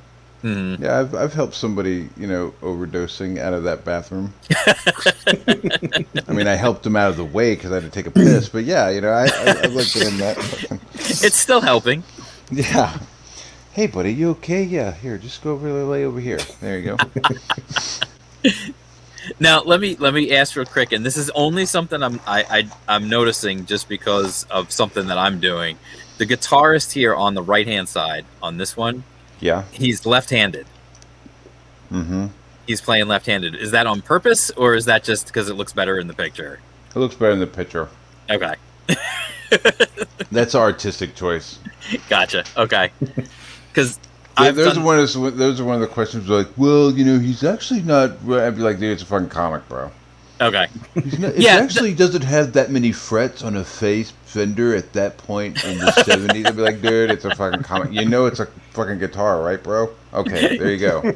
Yeah, no, Moving on. I'm with you. I'm with you on that 100%. Like it's a story about ninjas and soldiers who get captured by ninjas and then become ninjas, and they play in a rock band. Like, yeah, you're worried about like the complete realism of like the frets on the guitar. Like, yeah. There'll be other cool stuff that like they'll be focusing on. Like I have a scene where they're playing guitar. You know, they're playing their music, they're playing this gig, and they get into a fight with the people in the crowd. And Chuck Dixon just said, they get into a fight with a tough crowd. One of the guys in the crowd has an S&M mask on. Right? And so it's Chuck. I'm thinking S&M mask. I'm thinking like Bane. Right. So then, of course, Too Far Bar. I was like, okay, let's think about this. And so it like the whole crowd that they're fighting are all racist S&M like neo-Nazis, and they're all wearing like assless chaps, and they have like fucking cod pieces that are like shiny patent leather cod pieces, but like they're all like really burly, and you can tell they're like all on steroids and shit. Like it's like, but they're in a fight, so like one dude's fighting and another dude's like getting smashed in his nuts, and like one dude's getting hit with the guitar and the guitar's breaking. It's a pretty funny page, but just like I was like, yeah, a rough crowd. How rough can this crowd get? Assless chaps. That's pretty rough to me. How rough can they get, and do they like it rough? Yeah, these guys like it rough. They are on high protein diet, strictly butt. You know what I mean? Oh my god. So they loved it. I was waiting for them to be like, dude, I don't know about this. No, but they're totally chewing it up. So it's like, it's like weird wackiness with like, serious military stuff. It's like Buckaroo Banzai and Apocalypse Now. With some ninjas, with a big fat Scoopa ninja. Now you said you're doing all this digital. Mm-hmm. But I swear, like it what are you using? Because it looks like real ink on paper. Yeah. I'm using a Wacom Wacom. Uh-huh. How do you pronounce it? Wacom. Wacom. Like Pac-Man. Yeah, I'm using a Wacom and like a 24-inch Wacom with Sketchbook Pro. Oh, okay. So I'm doing all my line work and stuff in Sketchbook Pro, and I save it as a TIFF, as like a layered TIFF, and then I can bring it into Photoshop and place it where it's supposed to go for post production, and then I just save it. So yeah, so Sketchbook Pro has some really cool like pin tools and stuff. But I think the next book I do, I will switch to Clip Studio. Okay. They got a lot of cool stuff in that. Yeah, I like Clip Studio. I actually like more than anything though. Like I know a lot of people swear by Procreate. Like I know like the guy who did Another Case of the Little Umbrella, SK Bennett. Like he uses Procreate for everything. He's also a really talented painter. Mm-hmm. Like in real life, like for real painting. Yeah. So I don't know if that helps, because I find Procreate like it just doesn't click with me. I don't know why.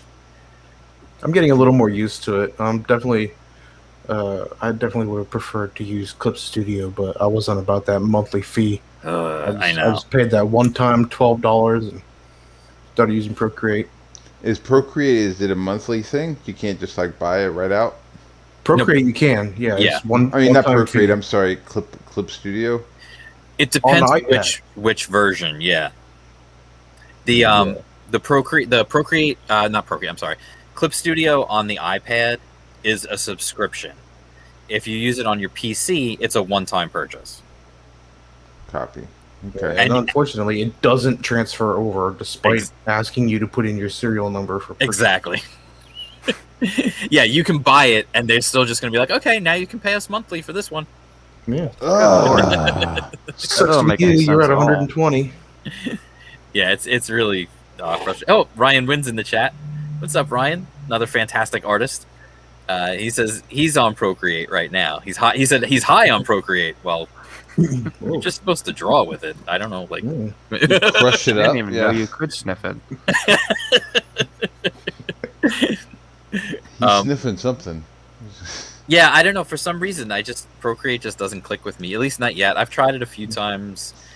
Clip Studio I like, but again that subscription model is just a nightmare. Mm-hmm. Like I actually use for my stuff I use Metabang Paint on my iPad, which is actually free, and I love it. It works good for me. I don't know if it'll translate. I'm pretty sure that's what Odie used for Xenotype. Medibang? Yeah. Oh. Yeah, I'm pretty sure that's what he used for that. I love it. It's free, and it does most of what I need it to do.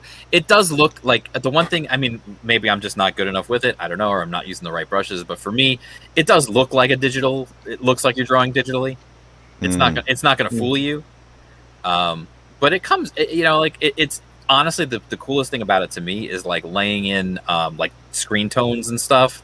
It has because it's built for manga. Like that's what it's built for.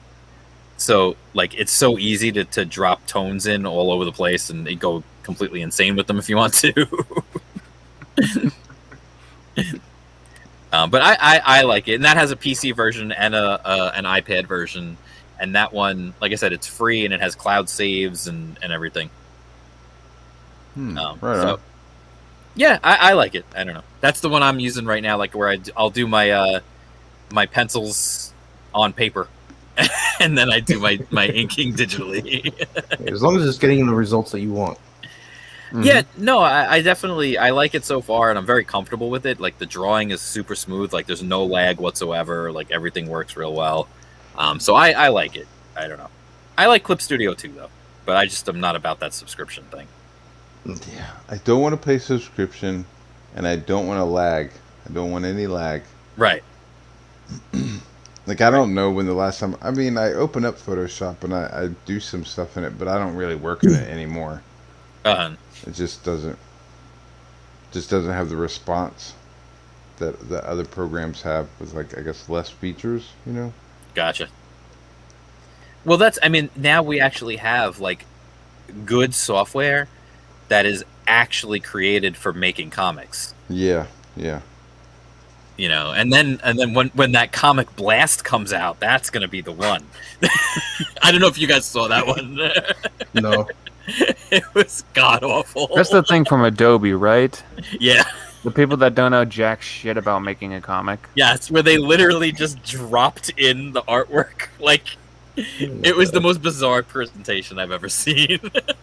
They're like, yeah, here, just drop it right in, and here's some word balloons. Yeah, it seems very, like, clip arty. Yes. You know?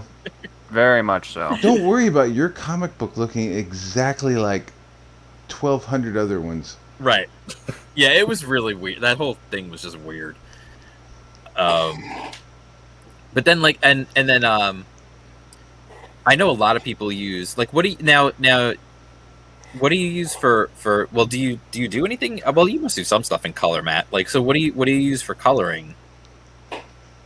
If I'm just sketching and doodling, I have, like, some Copic markers. But if I'm working in the computer, if I'm coloring, I use Illustrator. Okay. Yeah. Okay. And then, Donald, what do you use to color with? I just use Clip Studio. You do use Clip Studio for it, okay.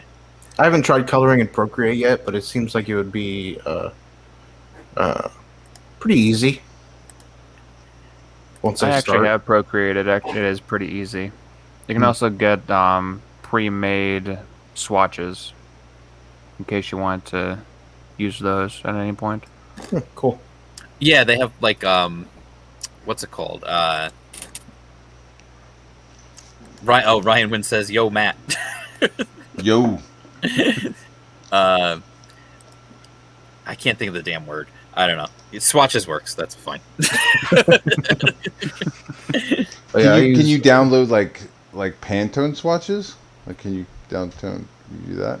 I'm honestly not sure. I just know that there are different, like, you can make different swatches that you can sort of like compile into a certain type, I guess. I gotcha.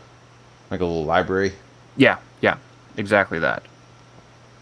You know, it's funny. I was reminded of something before, and now Ryan Wynn says, "Donald,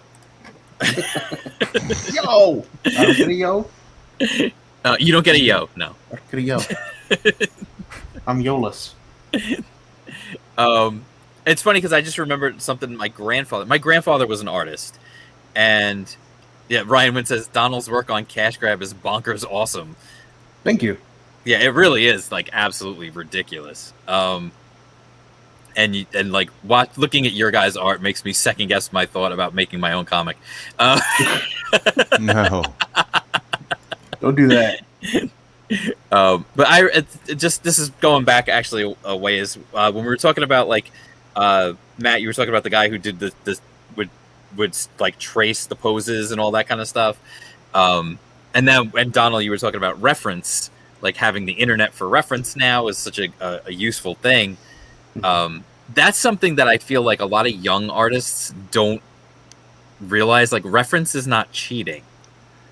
Like, look for reference because you're not going to remember in your head how everything in the universe looks. Mm-hmm. Like, use reference. And I know for me, myself, like, I used to think that way, like, when I was young, too. And I was just thinking back, my grandfather was an artist, and he had like down in his basement, he had everything down in his basement because he was a pack rat, but he had all his artwork and everything else, and he used to call it, and this is what I a lot of older artists used to call it, he would have like this folder, like this portfolio just full of like photos and stuff that he pulled out of magazines. Mm-hmm. And he always would call, he said like he called it his morgue. They called it a morgue, and that was essentially just your reference collection. So you would just pull out like all these photos that he pulled out of magazines or newspapers or whatever it might be, that they would use as reference if they needed like to refer to something. And it's just funny because like I never even like as a kid it didn't stick with me, and then now obviously that I'm older and like I will look up reference online, like now I'm like that's what he was doing. There wasn't an internet, so like that's what they did. Mm-hmm. You know, I build reference folders for every project that I do. Mm-hmm. Yeah, like he had a physical folder because you know there was no internet. Mm-hmm. Yeah, it was just interesting to think about. Like I don't know why, like as a kid, that didn't connect with me until I was much older, that I realized the value of reference. Now I got the one thing I want to bring up right here on this picture, Donal, is it's going to sound funny. It's not a joke. The weight of this character. It's not a joke. I'm not joking about him being fat. But the weight of him on this like scooter. Mm-hmm. It's so like I don't know how you made that so real, but I can feel that he's got this weight to him sitting on this scooter. Like you can see it and you can feel it. Thank you. That's something I definitely try to work on as much as I can. Gesture and weight is very important to me because I need it to look like somebody's holding something, because things have heft to it. Right. But if somebody's going to be standing on something, I need their foot to look like it's actually on that thing. Just like if he's sitting on that scooter, I need him to look like he's really sitting on it, and there's a little bit of pressure on the seat and the wheels, a bend to his knee because, you know, he's just relaxing his leg. You know how you do that? You bend your knee, you stick your leg out and your knee kind of bends down. Mm-hmm. Yeah, like that was one, like when I saw this photo, that was the picture of this, that was the first thing that grabbed my attention, was just the weight. Like this image feels real. Thank you. It just feels like it's got real actual depth and weight to it. It just really impressed me. So I appreciate Poor that. scooter. I work hard to try to make that look like that. You definitely did. I also love how we have, like, when this was revealed, when this campaign first came out, and we saw this, and I was like, oh, what a great... And then when you saw the others, when you flip it around, and you see this, it was so, like, it was so unexpected to me. I didn't expect to see this same shot from both sides, and to just see like everyone behind him. It was so great. And my daughter drew part of that cover too. Did she? Mm-hmm. There's a little brown swatch on the green pole underneath the 2 stickers. Right here? Yep. She drew that, so I just left it there. I can tell her that so that I can show it to her, and I can tell her that she drew a comic. That's awesome. Of course, she's not going to see this book until she's like 15 or 16. I was just going to She's say. going to be like, royalties. You did this when you were 4. I was just going to say that too. Yeah, you're not going to show it to her for a while, but that's okay. Yep, Ryan Wynn said his artist granddad had a file cabinet of reference, and he got me my first one when I was like 12. Reference was key for him. Yeah. And then he also says the camera placement and the perspective are killer. He's talking about that page, Donal. Well, thank you. Yeah, no, I was that your idea to do the both sides of that image? That was so great. I thought it needed a back cover, something to have on it. So I was like, well, why don't you let me draw it from a reverse angle? And then I regretted it the moment I said it, because I knew I was going to have to draw a bunch of people coming after him. I dug my own grave. Yeah. That happens all the time, right? It does. Then I had to look up a bunch of people to draw, so I'm like, who can I find? Like in the moment when you're talking, like, yeah, man, it'd be awesome. Just like have a whole bunch of ninjas in this scene, man. Just like the whole place is filled with ninjas everywhere, and then you're like stuck going, fuck, man, there's a lot of fucking ninjas, man. There's a lot of fucking people. This is a lot of work I suggested for myself. Right. You're right. But you know, it's like you're already on that trail hiking up the mountain. You know, you can't stop. You know, you just gotta keep going up that mountain. Well, it's like that classic, you know, in the old Ninja Turtle, the original Ninja Turtle run. There's that double page spread of, well, in the movie it's Raphael on the rooftop, but in the comic it's Leonardo on the rooftop, and all those Foot Clan ninjas are up there. It's like a double page with him just coming face to face with all those Foot Clan, and it's just like it's so good. Yeah, because I'm like, yeah, I think the ninjas will have like pockets and Molly, you know, little like, you know, straps and, you know, pouches and shit. And it's like, yeah, that'll be cool. And then, yeah, it's like I'm doing whole scenes of all this stuff. And it's like, man, there's a lot of pouches. This is like some Liefeld pouches shit level here.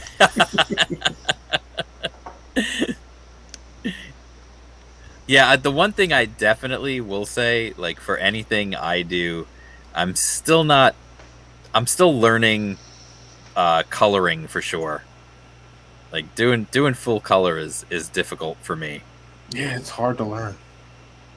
I'm not able to wrap my head around color theory at all. Yeah, I have a hard time with it. I do. Like, I feel like if I'm trying to do something a little more old school, I'd be all right. Like, you know, like we were talking before about like G.I. Joe with like the yellow sky for no reason and that kind of thing. Like, I think that I could probably handle. But to do like really nice colors, that's hard.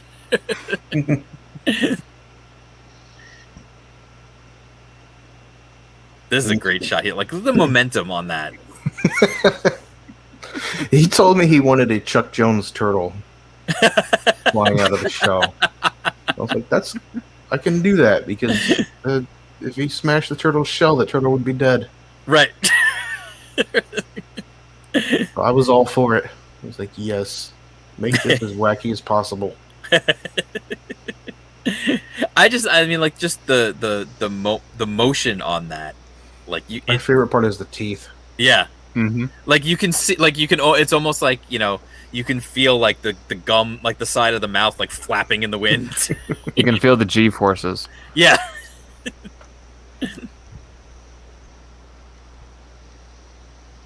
You did a lot of crowds in this. Oh my god, there were. This book took a lot longer than it should have taken to draw because of the crowds. There is one point where Cecil goes turning a corner into a gay pride parade. Oh, I had to draw a fucking parade with the crowd of people watching the parade. It's like Oh, every God. time new pages came in from him, there was another crowd. Like, I want to stab you. Yeah, that's that's the thing with when you're doing a comic book, it's not like you're making a movie where we just got to hire a bunch of extras. Mm-hmm. You have to literally create those extras from nothing. Mm-hmm. But it was worth it, It was worth the pain, the suffering, the turmoil. And now you're working, like we said, you're working on your own book now. Yes, so I have the advantage of not having to draw what I don't want to draw. Unfortunately, there are a lot of shots with a lot of buildings, Oh, okay. and I Yeah. hate myself. You got to do the Dragon Ball trick. What's that? Where you go find an empty space for them to fight. Oh, that would be great. You But do then I the- wouldn't be able to draw rubble and debris destruction. That's my favorite part. But I have to pull back in order to show this bomb going off and destroying a bunch of buildings. It's like the first 5 pages in Akira where it's nothing but just a big explosion and all Oh, the buildings. It's like pages of that. Yeah, that's why I swear that's why they did that in Dragon Ball. It was like, let's go someplace where there's no people that can get hurt. So they just go find some abandoned field with some mountains and stuff, and that's where they fight. Yeah. Desert. Yeah, a desert, stuff like that. You got to find let's go to an empty planet and fight. Okay. Why? Because the artist doesn't want to draw the buildings. Okay. You can get away with that in a comedy book. I could totally see that being in one of those Dragon Ball Z abridged cartoons.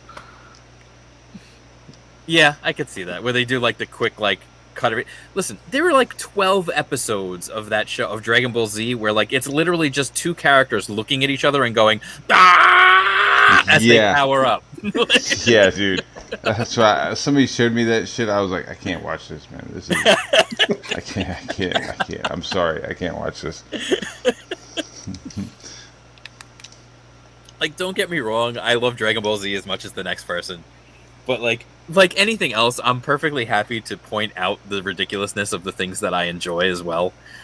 I'm not one of those people who takes things so seriously that you can't talk bad about something that I like. Mm-hmm. This is coming from a lifelong wrestling fan. I get it. I was having this conversation with my daughter earlier today, actually, because she likes wrestling, and there's this new character in WWE. There's one of the women characters became this new character. Her name was Nikki Cross. She changed her name to Nikki ASH, almost a superhero. So she wears a cape, she has a mask, whatever. A lot of the older crowd are poo-pooing the character. They don't like it, yada yada yada. It's too silly. It's too this. It's not believable. Yada yada. And then I my daughter and I were talking about it. I'm like, these are the same people who for 20 years rooted for a dead man. Mm-hmm. You just have to go with the gimmick. Yeah, just relax. You don't have to like everything. But at the same time, I love The Undertaker. He's one of my all-time favorites. The character's ridiculous. There were points where he was flinging lightning bolts around the arena and stuff. He's been buried alive 4 times. He was already dead when he debuted, and then he died 3 more times throughout the course of his career. You just have to whatever. You just go with it. It's silly. That's the point. It's fun. It's like a superhero show. Right. You have to accept the reality that they're telling you to accept. Yeah, you just go along with it. If it's silly, it's silly. It's fine. Do you think that they brought the Undertaker out once? That's a secret, but I guess the secret that wrestling was fake. Maybe it stayed at a certain level, and then once they realized that everybody knew it was fake, they ratcheted it up. It's certainly possible because he debuted in 1990, so like right after that was when they had there was that whole big like steroid scandal and all this other stuff, and like McMahon had to literally testify in court that the outcomes were predetermined and everything. Like, yeah. so it was like a whole thing, Because I remember in like the '80s when I was watching it, when it was like Junkyard Dog and Sure. Hulkamania and shit, like some of the first WrestleManias, it was like, man, this is real shit. This is real, like totally into like Ric Flair and Iron Anderson and Dusty Rhodes, the American Dream. Like I really love like the Four Horsemen. Yeah, no, like I back love that shit. back then when you like, yeah, because same thing. Like I was little, I grew up with all that stuff too. I was a card carrying Hulkamaniac, I like you just accepted that it was real. You just went with it. Yeah. The bleeding was certainly real. Oh yeah. Yeah. It was. You were like, no way. You're like when your uncle like is like, that's fake. You're like, no way. I You're remember like, Uncle Donnie, I'm telling you, he was bleeding from his face. Like, there's no way that was fake. He came back from the dead. I'm telling you, I saw it. Mm-hmm. the best was I remember somebody, I don't remember who it was, but I remember somebody at one point was trying to tell me they used blood capsules, and I'm like, have you ever seen the Iron Sheik up close in person? Have you ever looked at his forehead? Abdullah the Butcher. Yeah, exactly. I was getting to him next. Like, Oh my gosh. if you've ever seen that man's head, especially Abdullah, if you've ever seen his head up close and in person, that man, his whole forehead is nothing but scar tissue. Shit. Because he has cut himself open so many times and in so many different ways. Like cutters. Yeah, like Sabu, same thing. Like any of those guys who bled a lot. Like their whole Dusty Rhodes has it. Man. He had it all over, Get it right at that hairline. Yeah.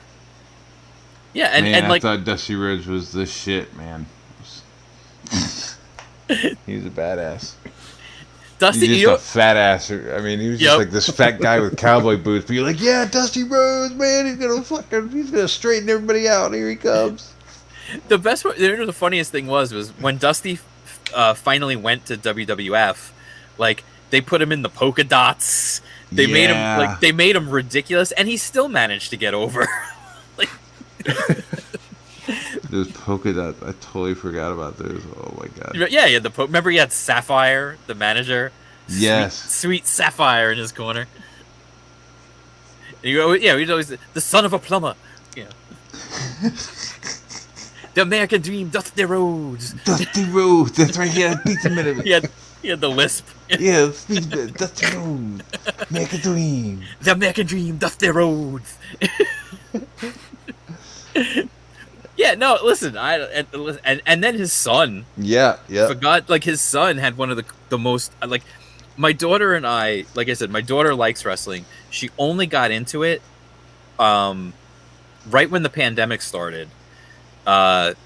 We decided it was March 16th. The only reason I remember is because it was 3/16, and Monday Night Raw was going to be on, and they were going to have Stone Cold Steve Austin on, and there was literally nothing else on. I had stopped watching wrestling after my daughter was born, and I was like, you know what? Screw it. Let's see what Austin's going to do. What the hell? I love Steve. Let's see what's going to. And I put it on, and we watched it, and after that, my daughter just wanted to watch it like more and more. So, like, we actually started going back and watching old stuff.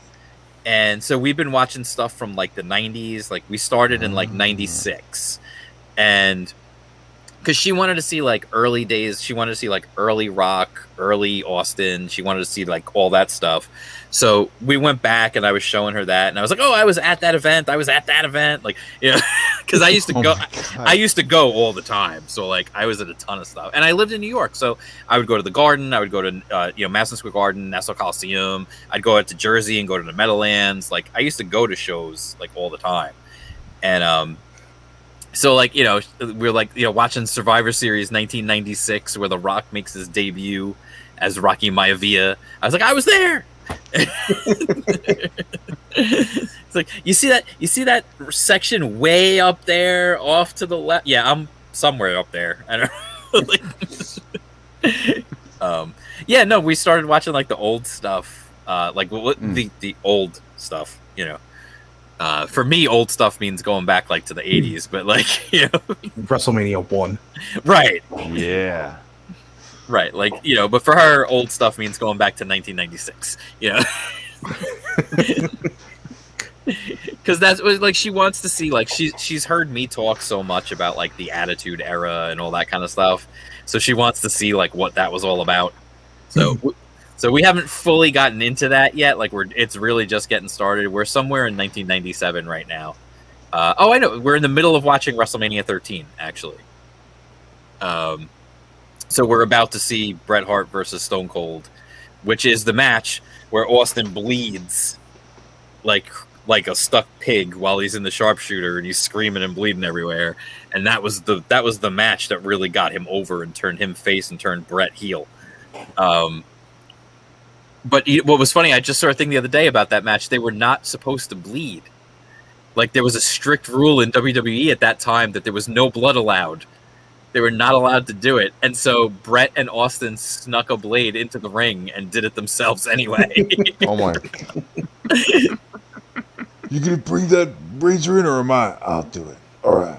Yeah, well that was the craziest part too, was most of the time guys would do it themselves. Like you can always tell, like the guy, he gets hit with a chair or runs into the steel post or whatever, and he's laying on the ground like this, and that's when he's doing the deed.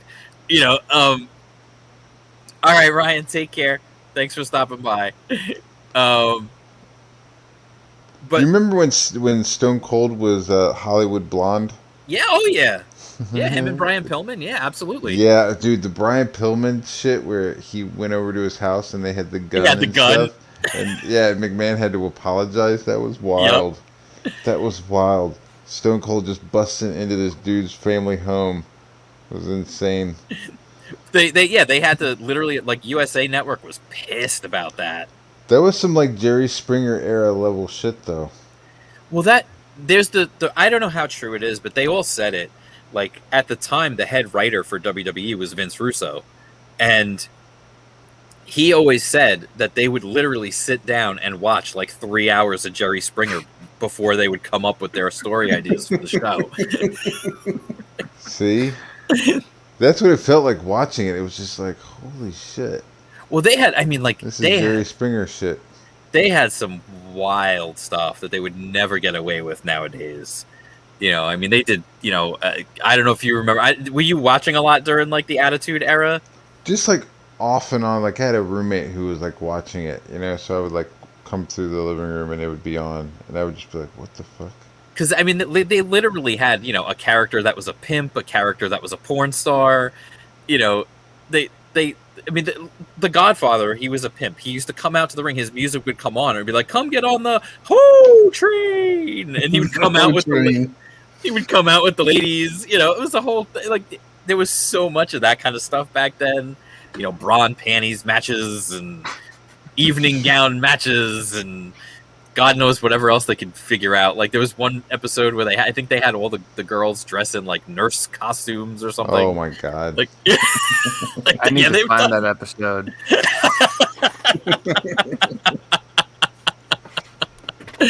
I need to find that episode and screen cap it. Yeah, there was so much. So yeah, exactly. Reference. Wrestling is good for reference. Especially back then because the girls weren't really wearing much. Yeah. Yeah, no, they had all kinds of crazy stuff back then that they just could never do now. They would get in so much trouble now. All right, so we've been going for about 2 hours. This was fun. I hope you guys had a good time. I think we should probably wrap it up. You guys are welcome back anytime. Thank you, man. It was good stuff. Yeah, thank you. Good. Yeah, let me know anytime. You're welcome to come back. And for anybody who's here, anybody who was in the chat, or who is sticking around, or who didn't stick around, thanks for being here. If you didn't stick around, well, why'd you leave? What's the problem? Are you gonna go watch Black Widow? I mean, what else? I'll wait. I have that effect on crowds. I show up and everyone runs away. Yeah, no. So thank you to everybody who was here. Thank you, Matt. Thank you, Donal. Like I said, links down below, links to Rock and Roll Ninja, links to both these guys, to their social media stuff, links to RC's YouTube channel, links to all my stuff. All that stuff's down below. Don't forget to check out Indie Comics Underground. That's my website dedicated to indie and crowdfunded comics. Don't forget to like and subscribe and all that good stuff. Don't forget to call your mom. She probably misses you. I'm just throwing everything out there now. Links into linked. This is completely unrelated. I had a T-shirt once. The tag on the back said, if you where it had like the washing instructions, said like machine wash, warm, dry, whatever, and call your mom. What? It literally said that on the tag on the T-shirt. I was like, what the hell is this? Thanks, T-shirt. I know, right? Life advice from a T-shirt tag. Yeah, So anyway, bad enough that I wore you for 3 days in a row. So anyway, thank you to everybody for being here. Thank you to the chat. If you're watching the replay, thank you for watching the replay. All that good stuff. Don't forget to like and subscribe. Yada. Follow us all on social media. Follow us all everywhere. Just don't follow me home because I am not cooking for you. And that's it. I will thank you guys and peace.